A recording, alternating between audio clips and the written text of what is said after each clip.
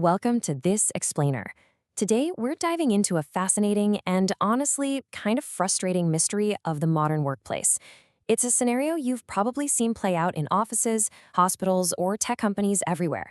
Picture this. Two people graduate from the exact same university. They've got the exact same degree. They earned similar grades, and honestly, they're both incredibly smart. Yet, fast forward 5 years later, one of them is stuck. They're struggling to get promoted, constantly hitting a ceiling, but the other, they've become completely invaluable and are skyrocketing in their field. So what gives? What actually happened to these two grads? Now, let's be super clear right up front. It's not that their degrees were useless. Absolutely not. Education is incredibly powerful. A degree opens doors, it signals your baseline capability, and hey, it gets you the interview. But here's the reality check. A degree is literally just the starting line. The graduate who pulled ahead didn't just sit back and rely on their credentials. They built something way more dynamic. They built career capital. So today, we're going to break down exactly how you can build that capital, drawing on decades of research into skill acquisition and how the labor market actually works. Section 1. The starting point, where your degree is just day one. To really understand why these two careers went in totally different directions, we have to look at the massive shift that happens when you leave academia and enter the labor market. In university, you're rewarded for following the syllabus, right? You pass the tests, you get the grade. But out in the real world, success is based purely on value creation. Author Paul Millard frames this perfectly as the difference between the prestige economy and the indie economy.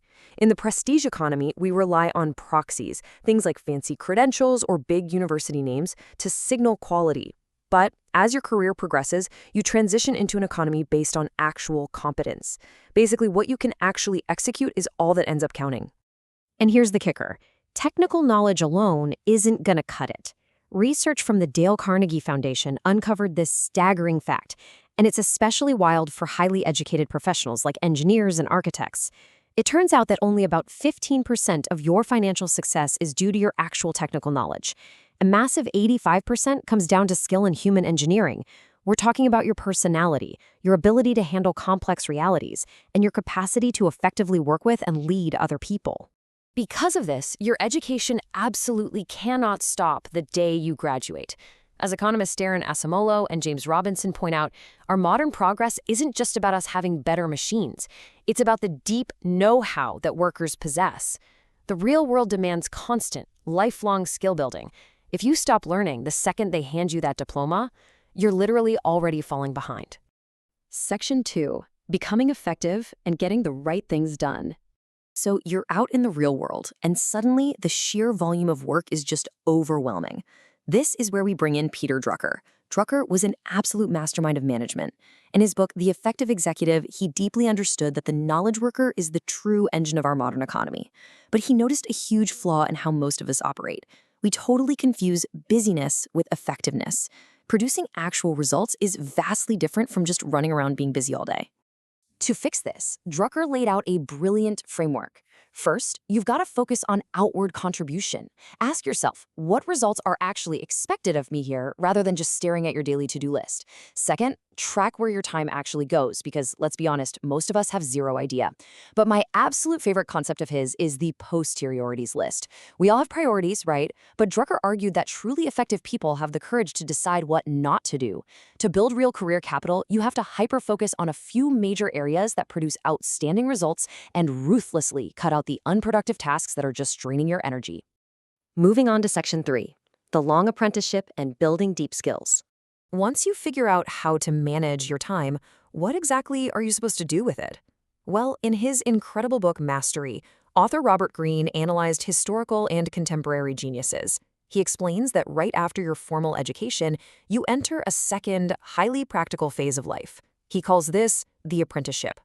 For about 5 to 10 years, your primary goal is not making a ton of money or grabbing a fancy title.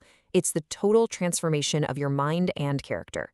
And patience, that is your greatest asset here. During this long apprenticeship phase, Greene says you must submit to reality. You're entering the workforce as an outsider, completely naive to the real complexities of your field. So you have to ground yourself by mastering the absolute core skills. To do this, Greene suggests adopting what he calls resistance practice. This means going completely against your natural tendencies. You resist the urge to take it easy. Instead, you focus intensely on your weaknesses and practice with double the intensity. That is the secret to building rare and valuable skills and becoming exceptionally good. Which brings us to Section 4, treating your career as an investment. So, how do we translate all these deep skills into actual earning power?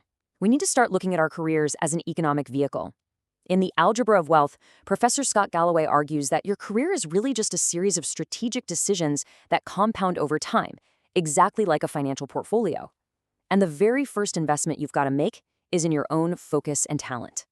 We constantly hear that cliched advice to follow your passion, right? Well, Galloway completely flips this on its head. He argues that you should find what you have a talent for and then apply intense focus to it, because talent plus focus leads to mastery.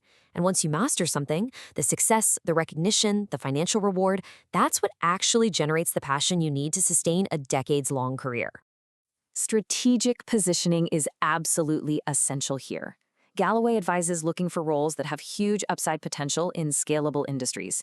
Think finance, tech, or real estate, places where your effort can scale exponentially. You want to tie your compensation to profits or equity whenever you can. And crucially, you have to be willing to make strategic job changes. A lot of times, the fastest way to increase your value is just letting the open market bid on your newly acquired mastery. Section 5. The actual forms of career capital you need to build. We've been talking a lot about capital, but what does that look like in real life? There are 5 specific forms you need to acquire. First up, technical skill. That's the baseline competence we mentioned earlier. Second, communication. Can you clearly articulate your ideas to others? Third, judgment. When things get complicated, can you make solid decisions under pressure? Fourth, relationships. Networking expert Keith Ferrazzi points out that true power comes from being a switchboard, connecting people and becoming literally indispensable to your team. And finally, reputation. This is the sum total of your reliability and character. Master these 5, and you'll immediately see what separates a struggling grad from a rising star. Let's wrap this up with Section 6, your everyday action plan. If you're in your 20s right now, or honestly just beginning any kind of career pivot, here is your everyday blueprint. First, pick one valuable skill and become undeniably excellent at it. Then, branch out. Learn adjacent skills by volunteering for those difficult, messy projects that everyone else avoids. Build your professional relationships long before you actually need a favor. Document your work and relentlessly seek out objective feedback. And finally, remember that apprenticeship phase we talked about? In the beginning, optimize for the opportunity to learn and grow, not just for a quick bump in your salary. I think this perfectly sums up everything we've explored today. A university degree is a massive achievement. It tells the world exactly what you spent 4 years studying.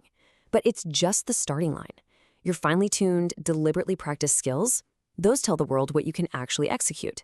And your reputation, built through human engineering and rock-solid reliability, tells them whether they should trust you with the future of their business. So, I want to leave you with a challenge today. I want you to think critically about your own path, whether you're fresh out of school or a decade in. What specific skill are you deliberately building right now to increase your career capital? Drop a comment below with your answer. Commit to that long apprenticeship and start building the capital that actually matters. Thanks so much for joining me, and I'll see you in the next explainer.